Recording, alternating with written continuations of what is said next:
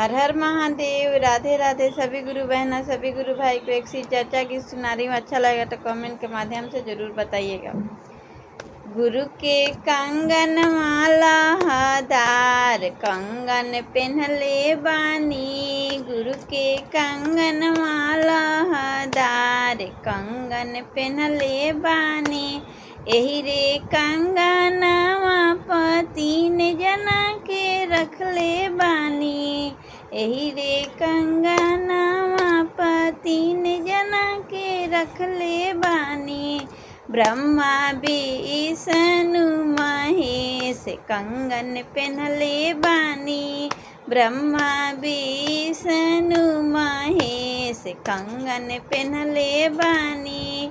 गुरु के कंगन माला हदार कंगन पहनले बानी।